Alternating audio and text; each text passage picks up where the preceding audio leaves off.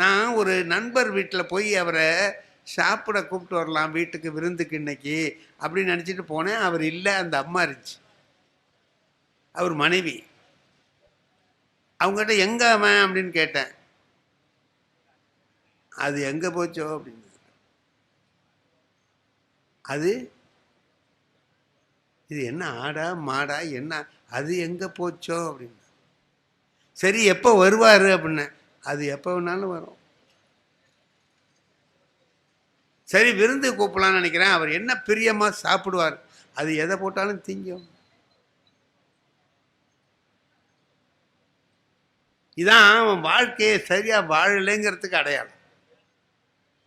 இப்போ நான் வீட்டில் இருக்கேன், என் மனைவியும் நானும் தான். நாங்கள் 2 பேரும் ஒருத்தர் இல்லாமல் இன்னொருத்தர் இல்லை, அந்த மாதிரி இருக்கிறோம். அப்போ நான் வெளியில் போகிறேன்னா நான் எங்கே போயிருக்கேங்கிறது என் மனைவிக்கு தெரிஞ்சிருக்கணுமா வேண்டாமா? சொல்லிட்டு தானேங்க போகணும். சொல்லிட்டு போயிருந்தா அந்த பொண்ணு எனக்கு அப்படி சொல்லுமா? அது எங்கே போச்சோ, எப்போ வேணாலும் வரும் அப்படின்னு சொன்னால் அவன் அதை சொல்லாமலே போயிருக்கான்னு அர்த்தம். நான் அவனை கேட்டா, ஏன்டா சொல்லாமல் போகிற வீட்டில் உன் மனைவி இப்படி சொல்கிறாங்களேன்னா, சொல்லிட்டு போகிற மாதிரி இருந்தால் சொல்ல மாட்டேனாங்கிறான். அப்போ அவன் சொல்லிட்டு போகிற மாதிரி இல்லாத இடத்துக்கு போகிறான். அப்போ நான் அவன்கிட்ட சொன்னேன், அது வீட்டுக்கு வெளியில் போகிறேன்னா எங்கே போனாலும் இந்த இடத்துக்கு போகிறேன், இத்தனை மணிக்கு வருவேன்னு சொல்லணும்டா அப்படின்னு. அது உன் வீட்டுக்கார அம்மாவை கேட்குறேன், என்ன பிரியமாக சாப்பிடுவார்னு கேட்குறேன். அது எதை போட்டாலும் திங்குங்கிறது சொல்லுது ஐயா. ஏன்னா அப்படியா திம்பேனி அப்படின்னு. அவன் என்னத்தை ஏதோ சாப்பிட்றோம். இதெல்லாம் எதை காட்டுதுன்னு நினைக்கிறீங்க நீங்கள்? அவன் வாழ்க்கையில் உற்சாகமாக வாழலைன்னு தானே அர்த்தம் இல்லையா? ஏதோ வாழ்ந்துக்கிட்டு இருக்கானே தவிர வாழ்க்கையை வாழணுங்கிற உற்சாகத்தோட ஊக்கத்தோட நல்லா வாழ்கிறோங்கிற எண்ணத்தோடு அவன் வாழலை.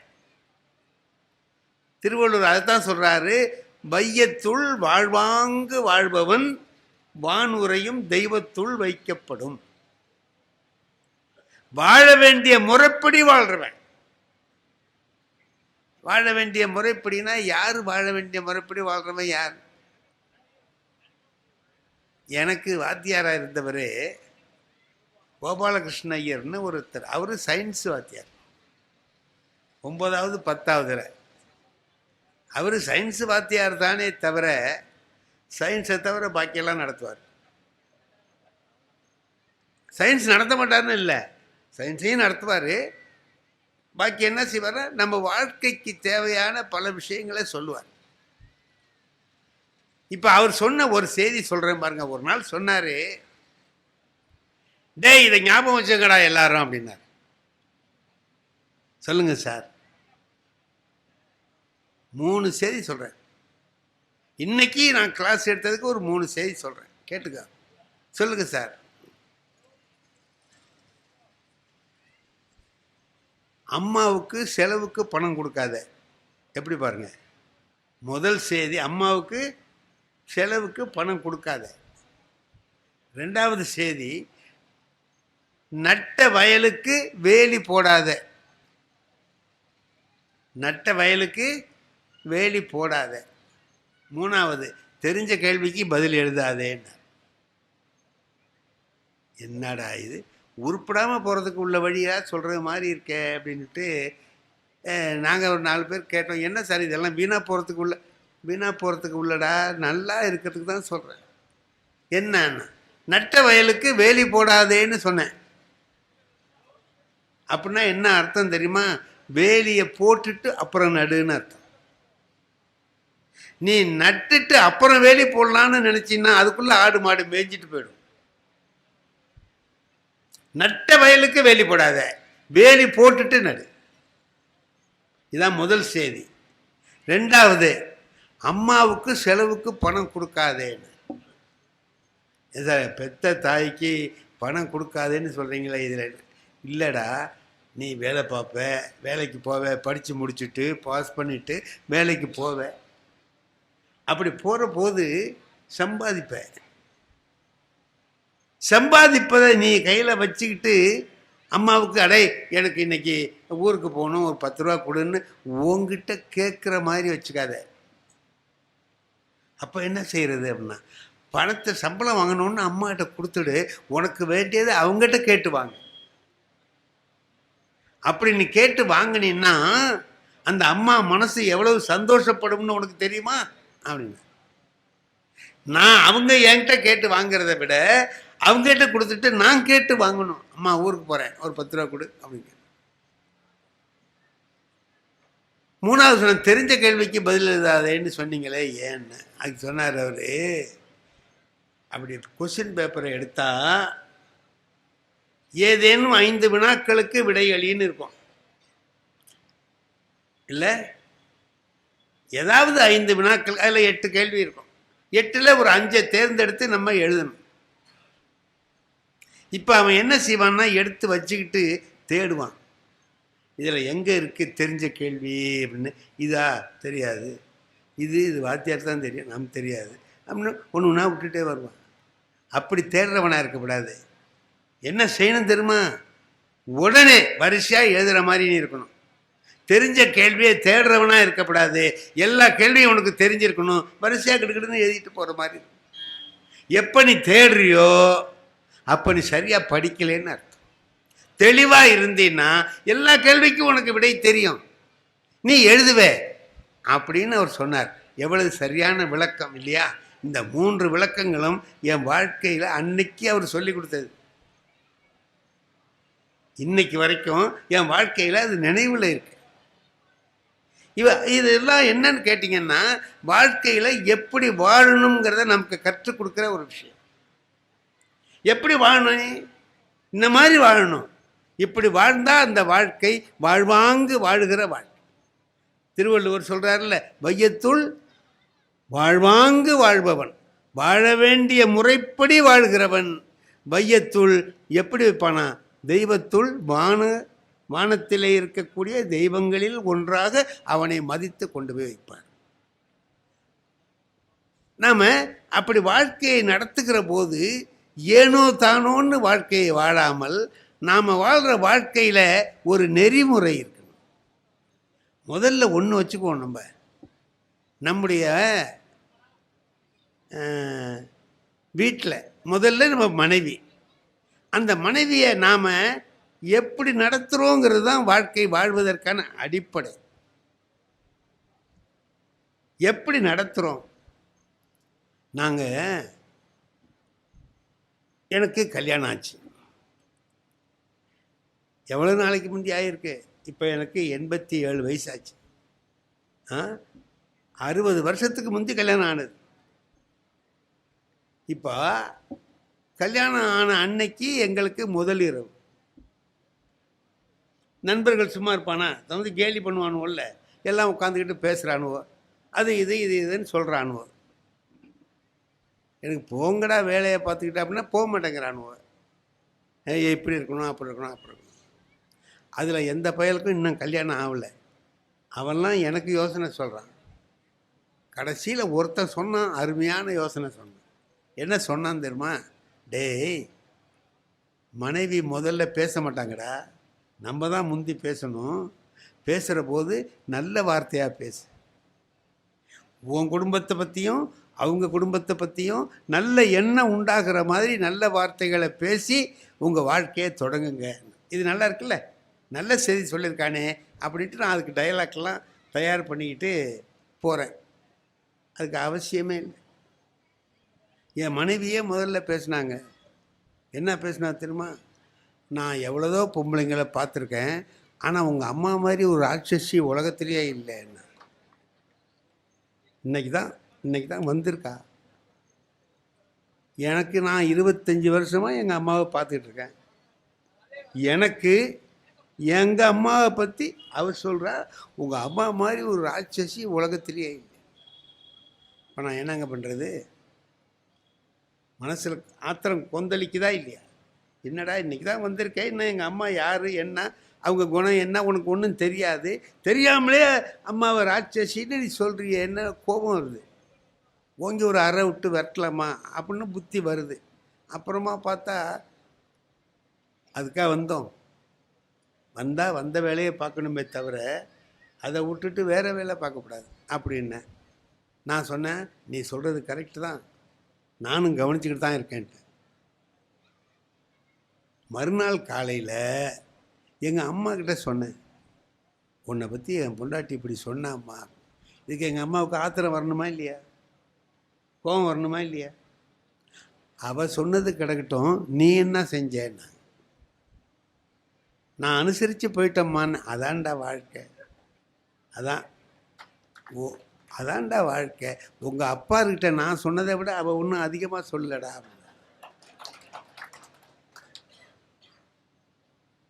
ஓ, தொடர்ந்து வந்துகிட்டு இருக்குதா இந்த விஷயம்? நான் இது இது முதல் நாள். அப்புறம் போக போக என்ன ஆச்சு அப்படின்னு கேட்டிங்கன்னா, நாங்கள் 4 பேர் அண்ணன் தம்பி, எங்கள் அம்மாவுக்கு 4 மருமக. இந்த 4 பேரில் என் மனைவிக்கிட்ட தான் அவங்க ரொம்ப அன்பாக இருந்தாங்க. ஏதாவது முக்கியமாக அவங்க மனசில் உள்ளதை சொல்லணும்னா என் மனைவிட்ட சொல்லுவாங்க. இது எப்போ ஒரு 10 வருஷம் கழிச்சு நான் பார்க்குற போது எனக்கு ஆச்சரியமாக இருந்துச்சு. அன்னைக்கு இப்படி சொன்னாலே, இன்னைக்கு இப்படி நடந்துக்கிறாங்க, 2 பேரும் அவ்வளவு நட்பாக இருக்காங்களே அப்படின்னு. இதுக்கு என்ன காரணம்னு யோசித்தேன். 2 பேர்கிட்டையும் இருக்கு. எங்கள் அம்மாவும் அதை ஒரு பெரிய விஷயமாக எடுத்துக்கல, என் மனைவியும் அதுக்கு பிறகு புரிஞ்சு, ஓ இவங்க அப்படி இல்லை, நாம் மாமியான்னா கெட்டவங்கன்னு நினச்சிட்டு வந்தோம், அப்படி இல்லை அப்படின்னு தெரிஞ்சு நடந்துக்கிறாங்க பாருங்கள். அப்போ என்ன ஆகுதுன்னா, வாழ்க்கை இனிமையான வாழ்க்கையாகுது. வாழ்க்கை இனிமையான வாழ்க்கையாக ஆகணும்னா ஒருத்தர் முதல்ல புரிஞ்சுக்கிறதுக்கு கொஞ்சம் கஷ்டமாக இருக்கும். கொஞ்சம் கொஞ்சமாக புரிஞ்சுக்கிட்டோம்னு சொன்னால் அந்த வாழ்க்கை இனிமையான வாழ்க்கையாக. என்ன, என் மனைவி புரிஞ்சுக்கணும், என் மனைவியை என் நண்பனை நான் புரிஞ்சுக்கணும். என் நண்பன் என்ன பண்ண, ஒருத்தன் நான் படிக்கிற காலத்தில் இவன் கூட படித்தவன். இப்போ ஒரு 10 வருஷத்துக்கு முந்தி அவனை பார்த்தேன். நம்ம வரதராஜ மாதிரி இருக்கானேன்னு எனக்கு ஒரு நினைப்பு வந்தது. அவனா மாறி இருக்கான், அவன் தானா, அவன் மாதிரியும் இருக்கு, இல்லை மாதிரியும் இருக்கு, என்னடா பண்ணுறதுன்னு நான் எவனையாவது போய் கூப்பிட்டு, அவன் நான் இல்லடா அப்படின்னு நான் என்ன பண்ணுறதுன்ட்டு வரதராஜான்னு இருந்தால் திரும்பி பார்ப்பான்ல, அடே செம்மோடி இல்லை, என்னடா சௌரியமாக இருக்கியாடான்ட்டு வந்தான். அவன் படிக்கிற காலத்தில் அவ்வளவு நல்லவன் இல்லைங்கிறது எனக்கு தெரியும். ஆனால் இவ்வளவு நாள் ஆகிருக்கு, 40-50 வருஷம் ஆகிருக்கு, மாறி இருப்பான்னு நினச்சி, வாடா எப்படி இருக்க சௌரி மாதிரி என்ன எதுனா, வா நம்ம வீட்டில் போய் ஒரு காப்பி குடிச்சிட்டு போகலான்னு அழைச்சிட்டு போனேன். வந்தாங்க, என் மனைவி காப்பி கொண்டாந்து கொடுத்தாங்க. குடித்தான். குடிச்சிட்டு கேட்டான், இதை யாருன்னு கேட்டான். என் மனைவிடா அப்படின்னா. அப்போ அன்னைக்கு தஞ்சாவூரில் பார்த்தோமே, அது யாருன்னா அவன் போயிட்டான். 1 மாதம் ஆச்சு இதை விலைக்கு. அப்போ அவன் மாறி இருப்பான்னு நினச்சி அவன் மாறல, அவன் அப்படியே தான் இருக்கிறான். நான் தான் தப்பாக நினச்சிட்டேன். இப்போ 2 பேரும் இருக்கிற பொழுது பாருங்கள், ஒருத்தர் புரிஞ்சுக்கிறது எப்படி இருக்குது. நல்ல விதமாக புரிஞ்சுக்கிட்டு நல்ல விதமாக வாழ்க்கையை வாழுகிற பொழுது அந்த வாழ்க்கை இனிமையாக இருக்குது. அவனே வந்திருந்தான், எவ்வளோ நாளாச்சு, நல்லா இருந்து சௌகரியமாக பேசிட்டு மகிழ்ச்சியாக போனான்னா அந்த நட்பு நீடிச்சிருக்க முடியா? இப்போ இனி இவனை கூப்பிடப்படாதுங்கிற முடிவுக்கு நான் வந்துடுவேன்ல இல்லையா? நாம் சில வீட்டுக்கு போகிறோங்க, நம்ம நண்பர்கள் விருந்தினர்கள். நான் நாகூர் தான் நான் பிறந்த ஊர். அங்கே போவேன், எங்கள் அண்ணன் இருக்கார், எங்கள் தம்பி 2 பேர் இருக்கிறான், எல்லோரும் இருக்கிறான். அவங்க வீடெல்லாம் அங்கேயே தான் இருக்குது. நான் தான் திருவாரூருக்கு வந்துட்டு திருவாரூர்லேருந்து போவேன். அவங்க வீட்டுக்கெல்லாம் போகக்கூடாதுன்னு என் நண்பர் ஒருத்தர் இருக்கிறார், அவர் வீட்டுக்கு போவேன். ஏன்னா நம்ம நண்பர்கிட்ட வீட்டுக்கு போகணும் அப்படின்ட்டு மத்தியானம் நேரம் ஆகிட்டு 1 மணி 1:30 மணி ஆகிட்டு, சரி போவோம் அவர் வீட்டிலே சாப்பிட்லான்னு நினச்சிக்கிட்டு போகிறேன். அவர் என்ன பண்ணார், வாயா என்ன சாப்பாட்டு நேரத்தில் வந்திருக்க, ஆனால் நீ தான் நம்ம வீட்டிலலாம் சாப்பிட மாட்டியேன்னார். நான் சாப்பிட்லான்னு தான் போகிறேன், நீ தான் நம்ம வீட்டிலலாம் சாப்பிட மாட்டியேன்னார். நான் பார்த்தேன், இனி அண்ணன் வீட்டுக்கெல்லாம் போக முடியாது, இவன் வீட்டில் தான் தின்னு ஆகணும்.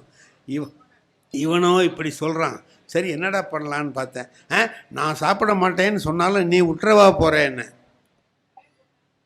அப்புறம் அவன் சொன்னான், அப்படியே சாப்பிட்டாலும் பிள்ளைங்க கையில் 10 ரூபா 20 ரூபா கொடுக்காமலா போவேன்னா. அவனுக்கு 5 பிள்ளைங்க, இதுக்கு ஹோட்டல்லே சாப்பிட்டு போகலாம். இப்போ நாம் ஒரு இடத்துக்கு போகிறோம், வந்தவனை விருந்தோம்பல்ங்கிறது எவ்வளவு முக்கியமானது இல்லை? விருந்தோம்பல் என்கிற பண்பு ரொம்ப உயர்ந்தது. நாம் அதை சரியாக செய்கிறோம். இருக்கிறத பகிர்ந்துக்கலாம். தண்ணி ஊற்றி சோறு இருக்கா எடுத்துக்க, 2 பேரும் சாப்பிடுவோம் அப்படின்னு சொல்கிறது இயல்பினால் இயல்பாழ்வான்னு திருவள்ளுவர் சொல்கிறார். இயல்போடு வாழணும்ப்பா. நீ எந்த இயல்பு, நான் உடனே போனோன்னா 4 கறி 5 கறி வைக்க அதெல்லாம் வேண்டியதில்லை. இருக்கிறத நம்ம 2 பேரும் பகிர்ந்து சாப்பிட்லாம். இப்போ வாழ்க்கை வாழ்வதற்கேன்னு சொல்லி சொன்னால் எப்படி வாழ்வது? எப்படி வாழ்வது? கணவன் மனைவி 2 பேரும் வாழ்கிற வாழ்க்கையில் எப்படி விட்டு கொடுத்து வாழ்வது அப்படின்னு சொல்ல. இப்போ இந்த பாருங்க, நான் சில சமயத்தில் வேண்டாத காரியம்லாம் செய்வேன், முட்டாள்தனமாக இருக்கும். மனைவிகிட்ட என்ன சொல்லலாமோ அதான் சொல்லலாம். நான் சொல்கிறேன், ஒரு நாள் சும்மா வம்பு வளர்க்குறது தான், உனக்கு காய்கறி வாங்க தெரியலன்னு. காய்கறி வாங்க ஏங்க அப்படி சொல்கிறீங்க அப்படின்னு கேட்டேன். நான் முத்த கத்திரிக்காய் சொத்த கத்திரிக்காயெல்லாம் வாங்குகிறேன், அவன் உன்கிட்ட காசு கூட வாங்கிட்டு போயிடுறான், ஏமாந்து போகிற, உனக்கு காய்கறி கூட வாங்க தெரியலையேன்னு. என் மனைவி ஒரு அறிவாளி. அவங்க சொன்னாங்க, சரிதாங்க நீங்கள் சொல்கிறது, இன்றைக்கி ஞாயிற்றுக்கிழமை தானே, நீங்கள் போய் வாங்கிட்டு வந்து காமிங்க எப்படி வாங்கணும்னு, அதே மாதிரி நான் வாங்குகிறேன், இது நல்லா தானே. சரி வான்னு கடத்தருக்கு போய் காய்கறி வாங்கலான்னு போனால், முதல்ல என்கிட்ட படித்த பையன் காய்கறி கடை வச்சுருக்கிறான். நீ அதையாவது வச்சுக்கடாப்பான்னு நினச்சிக்கிட்டு போனேன். அவன் அங்கே ஏன் வரமாட்டீங்க வந்திருக்கீங்க அப்படின்னா. சொல்டா அண்ணன், உட்காருங்க ஐயா, என்ன வேணும் சொல்லுங்கள். நான் எழுதிக்கிட்டு போயிருந்தேன், கொடுத்தேன். தேங்காய் 2ன்னு, முதல்ல தேங்காய் 2. அவன் என்ன செய்கிறான் சார், தேங்காயை எடுக்கிறான், இப்படி ஆட்டுறான், அப்புறம் இப்படி முட்டுறான், முத்தார காயாக இருக்கான்னு பார்க்குறானா என்னமோ நான் நினச்சேன், அப்படி முட்டுறான், தூக்கி போட்டுறான். அவனுக்கு பிடிக்கல, ஐயாவுக்கு இதை கொடுக்கக்கூடாது. 100 காய் எடுத்தான் சார், தட்டினான் போட்டான், ஆட்டுறான் தட்டுறான் போட்டுறான், ஆட்டுறான் தட்டுறான் போட்டுறான், அதில் 2 எடுத்தான். அப்பா, நம்மகிட்ட படித்த மாணவன் நம்மளை மறக்கவே இல்லை பாரு, எவ்வளவு தேர்ந்தெடுத்து கொடுக்குறான். ஏதோ 2 காயை கொடுத்தோன்னு இல்லை, செலக்ட் பண்ணி கொடுக்குறான் பாடுறா அப்படின்னு நினச்சிக்கிட்டு மகிழ்ச்சியாக இருந்தேன். எடுத்து கொடுத்தான், கத்திரிக்காய் எது என்னென்னோ எல்லாம் போட்டு கொடுத்தான். வீட்டில் கொண்டு வந்து கொடுத்தேன். முதல்ல சட்னி அரைக்கிறதுக்கு என் மனைவி ஒரு தேங்காயை எடுத்து உடச்சி அந்த மூடி 2ஐயும் எடுத்துக்கிட்டு அப்படி வந்தாங்க என்கிட்ட. இது வரைக்கும் நீங்கள் வாங்கிட்டு வந்த தேங்காய் நான் சட்னி அரைக்க தானே வாங்கிட்டு வர சொன்னேன், வழித்து சாப்பிட்லாம் போல் இருக்குது. இளநியில் நல்ல இளநியாக இருக்குது. இளநீ வாங்கினா கூட இவ்வளவு பக்குவமாக இருக்காது, நீங்கள் வாங்கினது ரொம்ப பக்குவமான இளநியாக இருக்குது. நான் தேங்காய் தானேங்க உங்களை வாங்கிட்டு வர சொன்னேன்.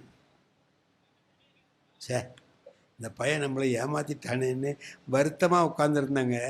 கொஞ்சம் நேரம் கழித்து வந்து என் மனைவி சொல்கிறாங்க, வருத்தப்படாதீங்க, ஏமாந்துட்டேமேன்னு வருத்தப்படாதீங்க, தேங்காயை இலசா வாங்கினாலும் கத்திரிக்காய் வெண்டைக்காயெல்லாம் நல்ல முத்தலாக தான் வாங்கியிருக்கீங்கன்னா.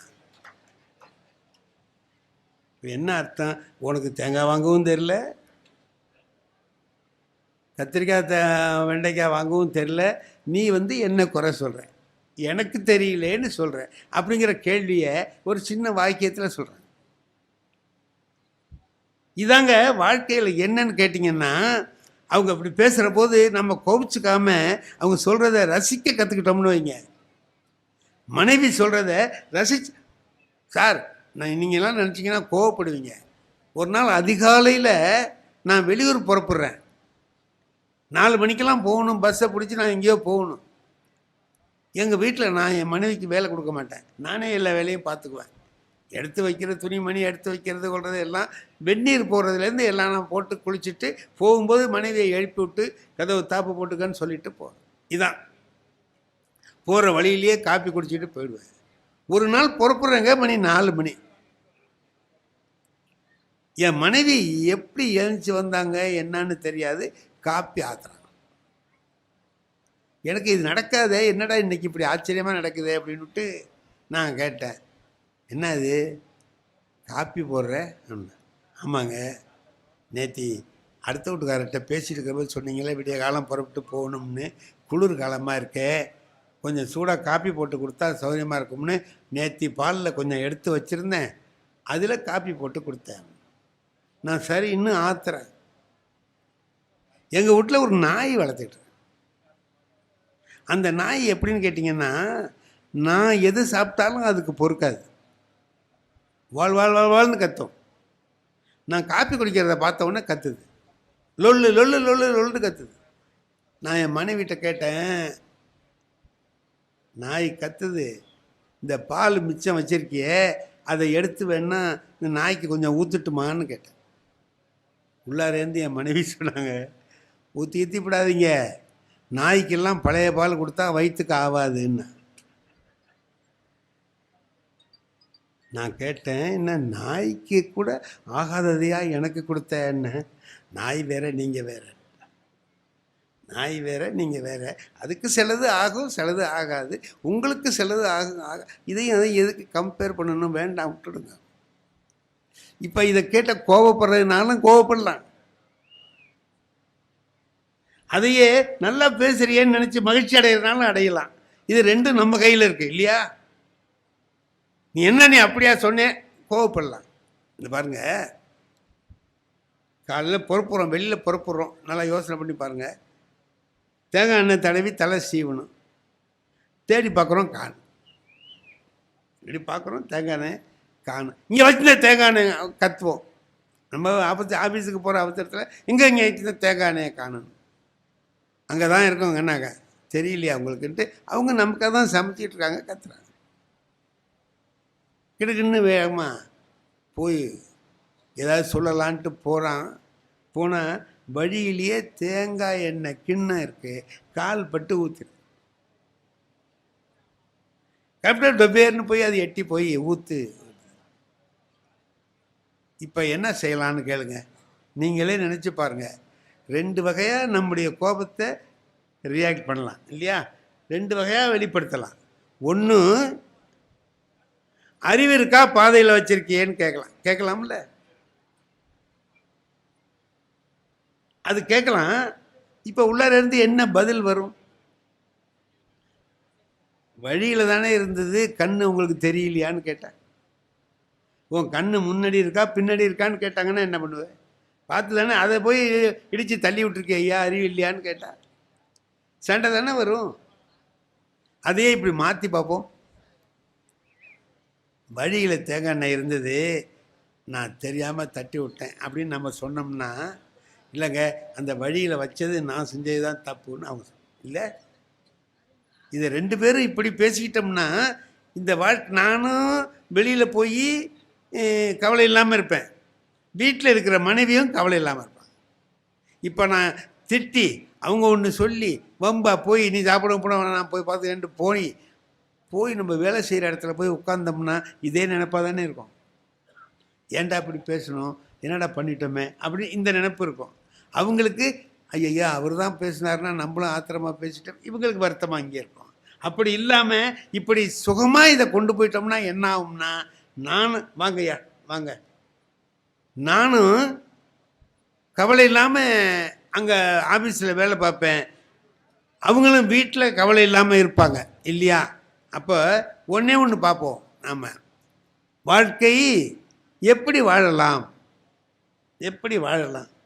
திருவள்ளுவர் ஒன்று சொல்கிறாருங்க, அன்பும் அறனும் உடைத்தாயின் இல்வாழ்க்கை பண்பும் பயனும் அதுங்கிறார். இப்போ இதுக்கு என்ன அர்த்தம்? வாழ்க்கை நடத்துறதுக்கு ஒரு முதல் போடணும். இப்போ ஒரு வியாபாரம்னு வச்சுக்குவோம், வியாபாரத்துக்கு ஒரு முதல் போடணும்ல, கேபிட்டல் ஒன்று போடணும். எவ்வளோ ரூபா பணம் போட்டு ஆரம்பிக்கிறீங்க? 2 லட்சம் போட்டிருக்கேன், 5 லட்சம், ஏதோ ஒன்று சொல்லுவாங்க. இப்போ குடும்பம் நடத்துறதுக்கு என்ன முதல் போடணும்? திருவள்ளுவர் சொல்றார், அன்பை முதலா போடுங்கிற. அன்பை வச்சுக்கோ. ஏன் அன்பு என்னத்துக்கு? என்ன ஒன்றும் இல்லை, அன்பு இருந்தா குற்றம் தெரியாதுடா. அன்பு இருந்ததுன்னா இன்னொருத்தர் செய்யறதுல குற்றம் காணுகிற மனசு வராது. அதுல என்ன நல்லது இருக்குன்னு பார்க்குற புத்தி வரும். நாம் ஒரு பழமொழி ஊரில் சொல்கிறோமா இல்லையா? வேண்டாத பொண்டாட்டி கைப்பட்டா குத்தம், கால்பட்டா குத்தம் அப்படின்னு சொல்கிறோம்ல. இப்படியே மாற்றி பாருங்க. அப்போ வேண்டிய பொண்டாட்டியா இருந்தா கால்பட்டா குத்தம் இல்லைன்னு அர்த்தம். கால் படுறது முக்கியம் இல்லை, நம்ம அவங்ககிட்ட அன்பு இருக்கா இல்லையாங்கிறது தான் முக்கியம். அன்பு இருந்ததுன்னா அவங்க செஞ்ச செயல் குத்தமாக தெரியும், அன்பு இல்லைன்னா அதுவே நல்லதாக தெரியும். மகிழ்ச்சியாக எல்லாத்தையும் எடுத்துக்கிட்டு போகிறதுக்கு ஒரு பழகிட்டோம்னு சொல்லி சொன்னால் எல்லாமே இன்பமயமாக இருக்கும். சரி, அன்பை போட்டு வியாபாரத்தை தொடங்கியாச்சு. அன்பை போட்டு அன்பு, மனைவிகிட்ட அன்பாக இருக்கும், மனைவி நம்மகிட்ட அன்பாக இருக்காங்க, ரெண்டு பேரும் அன்பாக இருக்காங்க. ஒரு பாட்டு இருக்குது, ஒரு குறுந்தொகைன்னு ஒரு செய்யுள், ஒரு இலக்கியம் இருக்குது, அதில் ஒரு பாட்டு இருக்குது. ஒருத்தன் காதலிக்கிற போது என்ன பண்ணுறான், மனைவியோட காதலியோட பேசிகிட்டு இருக்கிறான். அப்போ அவள் என்ன பண்ணுறா, ஒரு வெத்தலை பாக்கு கொடுக்குற இது மாதிரி அதுக்குள்ளார வேப்பங்கொட்டையை வச்சு கொடுத்துட்றான். வேப்பங்கொட்டை தானே இருக்கு, அதை வாங்கி தின்னுவிட்டு அவன் சொல்கிறான், சே என்ன இனிமையாக இருக்குங்கிறான். வேப்பங்கொட்டை இனிமையாக இருக்கும். வேம்பின் பைங்காய் என் தோழி தரினே தேம்பூங்கட்டி என்று. சே தேன் மாதிரி இருக்கு, அது மாதிரி இருக்கு, இது மாதிரி இருக்கு, இனிமையா என்னென்ன இருக்கோ எல்லாம் இருக்கு அப்படின்னு சொல்லி சொன்னேன். எப்போ? காதலிக்கிற போது. இப்போ பாரி பரம்பின் பனிச்சுனை தண்ணீர், பாரியோட பரம்பு மலையில சுனை இருக்கு, அந்த சுனையோட தண்ணி ஜுளீர்னு இருக்கும், சுவையாக இருக்கும். அதை எல்லாரும் எடுத்துகிட்டு போவாங்க, சமைக்கிறதுக்கு சாப்பிட்றதுக்கு எல்லாத்துக்கும் எடுத்துகிட்டு போவாங்க. சாதாரணமாகவே வெயில் காலத்தில் போய் அதில் கையை வச்சிக்கினாலே ஜில்லுங்கும்.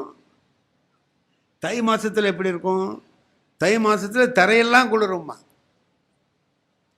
தை மாதத்தில் அந்த பரம்பு மலையில் இருக்கக்கூடிய இனிய சுனையிலிருந்து தண்ணி கொண்டு வந்து அவள் கொடுத்தான்னா அதை வாங்கி குடித்து பார்த்துட்டு, என்ன இவ்வளவு சூடாக இருக்குங்கிற, உப்பு கரிக்குதுங்கிற. பனிச்சுனை தண்ணீர் எப்போவாவது உப்பு கரிக்கும் ஐயா? வேப்பங்கா இனிப்பாக இருந்த காலம் போய் இனிமையான இந்த தண்ணி உனக்கு கசக்குதுன்னா இதுக்கு என்ன காரணம்னு கேட்டாவ. வேப்பங்காயும் காரணம் இல்லை, இந்த சுனை தண்ணியும் காரணம் இல்லை, வேற எதிராக காரணம்னா அன்பின் பாலேன்னா. உங்ககிட்ட அப்போ அன்பு இருந்தது, இப்போ அன்பு இல்லை. இப்போ ஒன்று புரியுது நமக்கு, அன்புன்னு ஒன்று மட்டும் இருந்துட்டுதுன்னா, ஒரு சாதாரண ஒரு பழமொழி நம்ம ஊரில் சொல்லுவோம், குற்றம் பார்க்கில் சுற்றம் இல்லை, குற்றம் பார்க்கில் சுற்றம் இல்லை. குற்றம்னு பார்க்க ஆரம்பிச்சிட்டோம்னா ஒவ்வொருத்தட்டையும் ஒரு குற்றம் இருக்கும். என்கிட்டயும் ஒரு குற்றம் இருக்கும், என் மனைவிகிட்ட ஒரு குற்றம் இருக்கும், என் பையன்கிட்ட ஒரு குற்றம் இருக்கும். அதே எடுத்து வச்சு பார்த்தோம்னு சொன்னால் அது பெருசாக தெரியும். அதை மறந்துட்டு நல்லதை நினச்சி பார்த்தோம்னா, ரெண்டு பேர் கணவன் மனைவி சண்டை போட்டுக்கிட்டு போகிறாங்க, எங்களுக்குள்ள பிடிக்கலைங்க அப்படின்னு சொல்லிட்டு போகிறாங்க ஒரு பெரியவர்கிட்ட. அந்த பெரியவர் என்ன பண்ணார், உட்காருங்கன்னு சொல்லிவிட்டு ரெண்டு பேர்ட்டையும் ரெண்டு தாள் கொடுத்து, இதில் உன் கணவன் மேலே இருக்கக்கூடிய, உன் கணவன்கிட்ட இருக்கக்கூடிய என்னென்ன தப்பு, அவன் செய்கிற தப்பு என்னென்ன, குற்றம் என்னென்னங்கிறத ஒரு பக்கத்தில் எழுது, பின்பக்கத்தில் அவங்ககிட்ட இருக்கிற நல்லது என்னன்னு எழுது. அவங்ககிட்ட சொன்னான், உன் மனைவிகிட்ட இருக்கக்கூடிய தப்பு என்னென்னா, நல்லது என்னென்னா, ரெண்டையும் இந்த பக்கமும் அந்த பக்கமும் எழுதிட்டு வாங்கன்னா. எத்தனை நம்பர் போட்டு எழுதுறான்னா, எவ்வளவு தப்பு இருக்குது? 9 தப்பு இருக்குது. எவ்வளவு ரைட்டு இருக்குது? 15 தப்பு இருக்குது, இன்னும் நல்லது இருக்குது. ஏன் 15 நல்லதை மறந்துட்டு 9 தப்பையே நினைக்கிறியே, தப்பு இல்லாதவன் யார்தான் இருக்கான்? ஏதாவது ஒரு குறை இருக்கும். அந்த குறையை நீக்கிட்டு இதை பார்க்கணும்னா, அதனால தான் அவன் என்ன பண்ணுறான், வேப்பங்காயை நல்லா இருக்குங்கிறான், தண்ணியை நல்லா இல்லைங்கிறான். என்ன காரணம்? அன்பு. திருவள்ளுவர் சொல்கிறார், அன்பை முதல்ல போடு. சரி, லாபம், ஒரு வியாபாரம் பண்ணோம்னா லாபம் வரணும்ல நமக்கு. என்ன அதில் லாபம் இருக்குது அப்படின்னா, அதோடைய பயன் வேணும்ல. என்ன பயன்? அறம் செய்வது தான் பயன். 4 பேருக்கு நல்லது செய்யலாண்டா. குடும்பத்தில் இருந்தீன்னா, தனியாக இருந்தால் உன்னால் முடியாது. அன்பும் அறனும் உடைத்தாயின் இல்வாழ்க்கை பண்பும் பயனும் அது. இப்போ இப்படி செஞ்சு நீங்கள் வாழ்க்கையை நடத்துகிற பொழுது அந்த வாழ்க்கையில் இந்த அறம் வந்துடுது. அறத்தை யார் என்ன அறம்ங்கிறது என்ன? ஊருக்கெல்லாம் போய் தர்மம் பண்ண, வீட்டில் இருந்து நல்லது செஞ்சாலே அறம் தானே. அவரு திருமூலர் சொல்றாரு, எது பெரிய அறம்னா, இன்னொருத்தங்கிட்ட சிரிச்சு பேசினாலே அறம் தாண்டா. யாவர்க்குமாம் பிறருக்கு இன்னொரு, நீ சும்மா சிரிச்சு பேசு. சிரிச்சு பேசுறதுக்கு முடியுங்களா? ஒருத்தன் என்ன ரொம்ப முட்டா பய, முரட்டு பய, சோம்பேறி பய, தின்ன தொங்கி பய, யாரோ 2 பேர் தெருவில் பேசிட்டு போகிறான். திருமூலர் சொல்கிறது கரெக்டு தான் பேசுகிறான். என்ன திருமூலர் சொல்கிறது கரெக்ட்? இவன் போனான், என்ன இவன் சோம்பேறி பய, திண்ணையில் படுத்துருக்கிற பய, என்ன திருவள்ளுவர் சொன்னது சரிதாங்கிறீங்க, திருமூலர் சொன்னது என்னான்னு கேட்டான் அவர்கிட்ட போய். அவன் சொன்னான், திருமூலர் சொல்கிறாரு, நல்ல தர்மங்களை அறங்களை எப்படி செய்யலாம்னு அவர் சொல்லியிருக்கிறாரு. எங்கே இருக்குது அவர் வீடு? இங்கே இருக்குது. சுலபமான விஷயமா சொல்லுவாரா? சொல்லுவார், நல்லா சொல்லுவார். போங்க போய் கேளுங்க. இவன் அவர்கிட்ட வீட்டை தேடி போய் கேட்குறான், நீங்கள் தான் திருமூலரான்னு கேட்டான். ஆமான்னு. நீங்கள் என்னமோ, நான் இந்த மாதிரி உள்ளவன், நான் ஒரு சோம்பேறி பையங்க, முட்டா பைய, தின்ன தொங்கி தடிராமல், எனக்கு செய்கிற மாதிரி ஒரு நல்ல காரியம் சொல்லுங்கள். இந்த நல்ல காரியத்தை செஞ்சால் போகிற கதிக்கு நல்ல கதிங்கிறாங்க, அதனால் நீங்கள் சொல்லுங்கள். அப்படி சரியா செய்யணும்னு ஆசைப்படுறியா? எளிமையாக இருக்கணும்னு நினைக்கிறேன் இல்லையா? ஆமாம், சரி.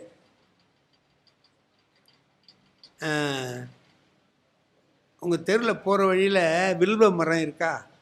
இருக்குது. அதில் ஏறி 4 வில்வ தழையை பறித்து பக்கத்தில் எங்கேயாவது சிவலிங்கம் இருக்கும், அது தலையில் போட்டுட்டு போ. அதுவே தர்மம் தாண்டா. யாவருக்குமாம் இறைவருக்கு ஒரு பச்சை, சும்மா ஒரு இலையை கொண்டு போட்டு போகலாமேப்பா அப்படின்னார். அவன் சொன்னான், இந்த மாதிரிலாம் சொல்லக்கூடாது. மரத்தில் ஏறணும், இலையை பறிக்கணும், எங்கடா சிவலிங்கம் இருக்குன்னு பார்க்கணும்.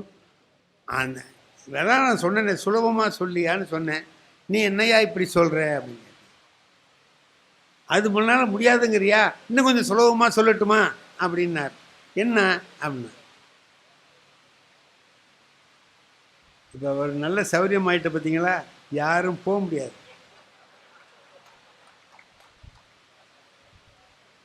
பிடிக்குதோ பிடிக்கலையோ உட்காந்தாம்னு, வெளியில் யாரும் நிற்க முடியாது, உள்ளே வந்துடுவாங்க. மழையை நாம் சொல்லக்கூடாது, மாமழை போற்றதும் மாமழை போற்றதும். சரி, என்ன செய்யலாம்? எனக்கு அந்த பச்சளையெல்லாம் முடியாதுங்க அப்படின்னு. சரி, அப்போ நீ ஒன்று செய்ய, போகிற வழியில் புல் இருக்கும்ல, ஆமாம், அதை பிடுங்கி பசுமாட்டு வாயில் கொடுத்துட்டு போடான்னார். அது ரொம்ப சுலபம் தானே, புல்லை பிடுங்கி மாட்டு வாயில் கொடுத்துட்டு போ.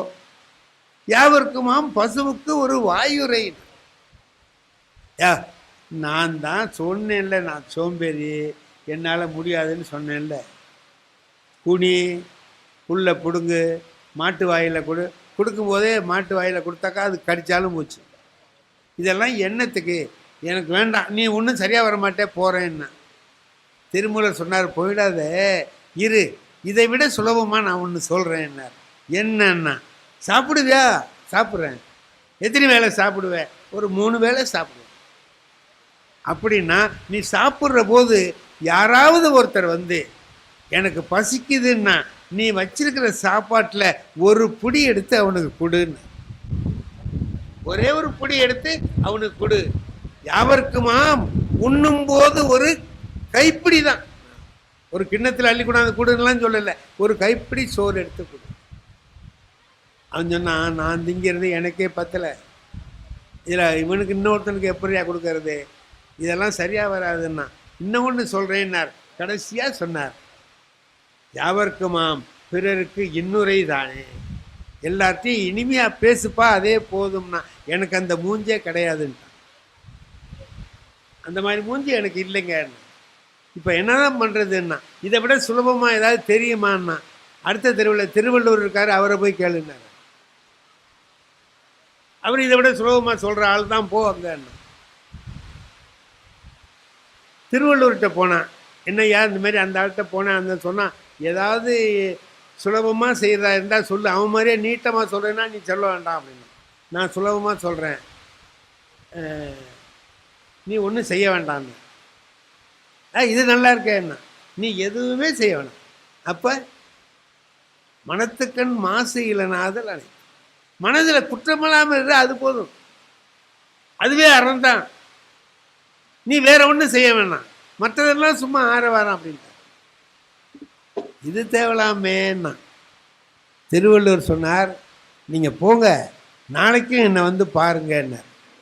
இந்த பாரு, ஏன் தினம் வர சொல், நாளைக்கு வாங்க பேசிகிட்டு இருப்போமே வாங்கலேன். இவன் போயிட்டான், மறுநாள் வந்தான். என்ன நான் சொன்னபடி செஞ்சிட்டு இருக்கீங்களான்னு கேட்டார் திருவள்ளுவர். ஆமாங்க அப்படி தான், மனதில் குற்றம் இல்லாமல்.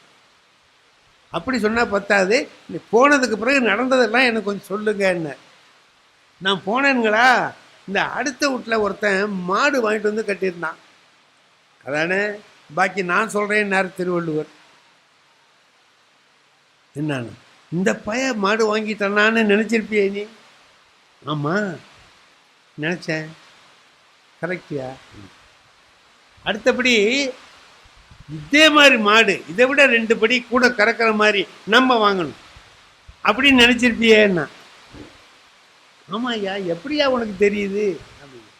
அது அடுத்தபடி சொல்கிறேன், அது நம்மளால் முடியாதுன்னு உனக்கு தெரியும், சோம்பேறித்தனமாக இருக்கிறோம், நம்மளால் முடியாதுன்னு.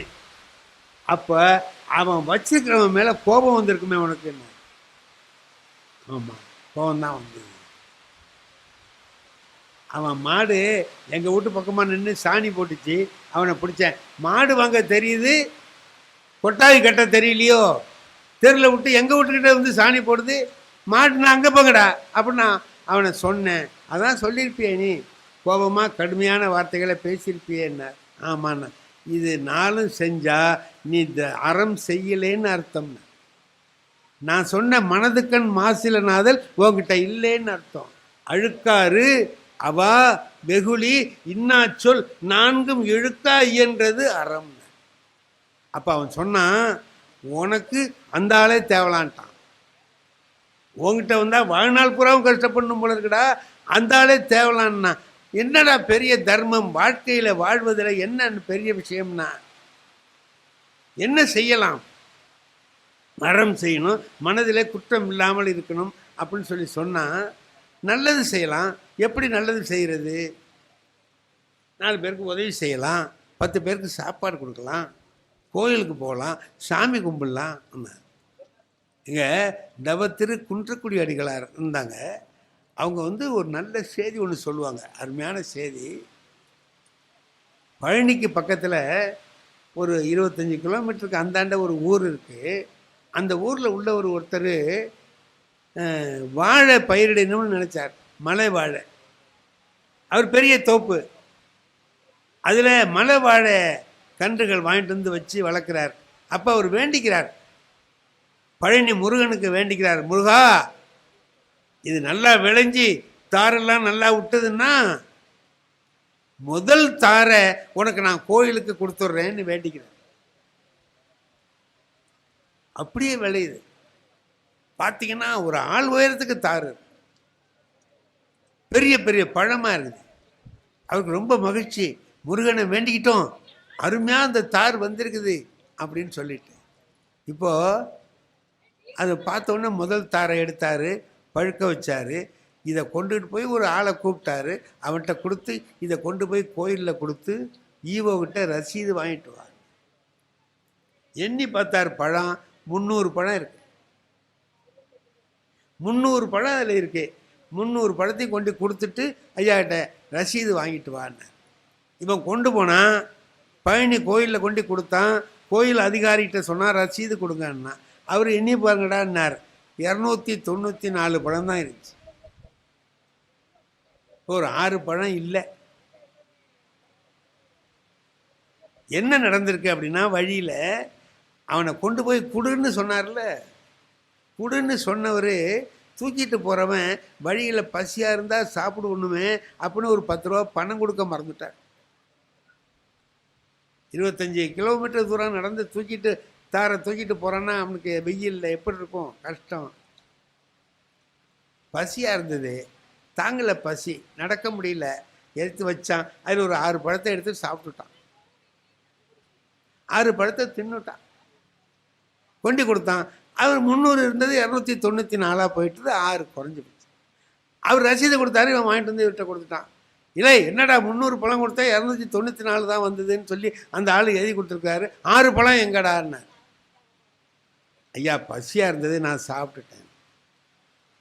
ஏண்டா சாமிக்கு கொடுத்ததே நீ திங்கலாமாடா, அறிவில்லை உனக்கு நாயே அப்படின்ட்டு அடி சவுக்கு எடுத்துக்கிட்டு அடித்து தூக்கி போட்டு இவனை கட்டி போட்டுக்கடா இங்கே கொள்ளையிலன்னு சொல்லிட்டார்.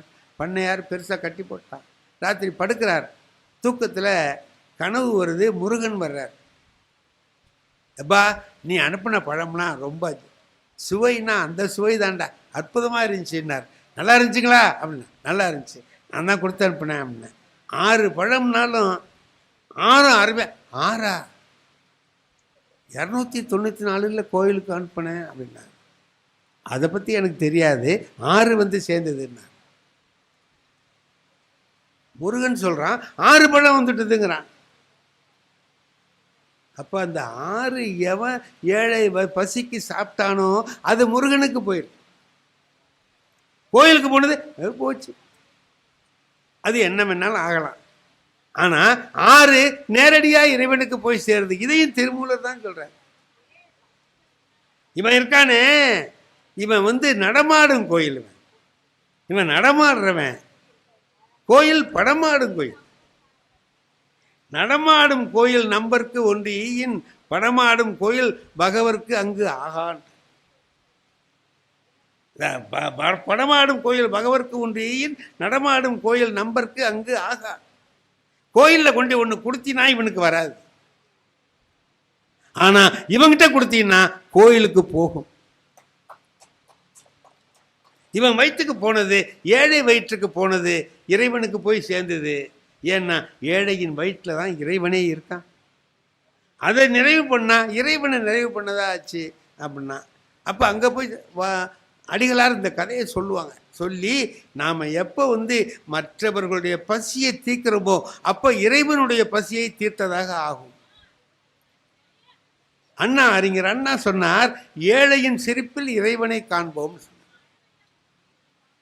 ஏழையை சிரிக்க வச்சா அதுதான் இறைவனுக்கு செய்கிற பணி.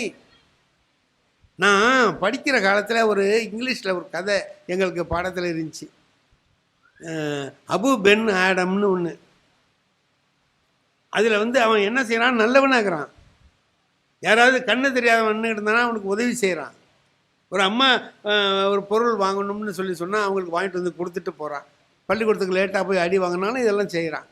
எல்லாருக்கும் உதவி செய்கிறான். பார்வை இல்லாதவர் பஸ் ஸ்டாண்டுக்கு போகணுன்னாருன்னா கொண்டு விட்டுட்டு போகிறான்.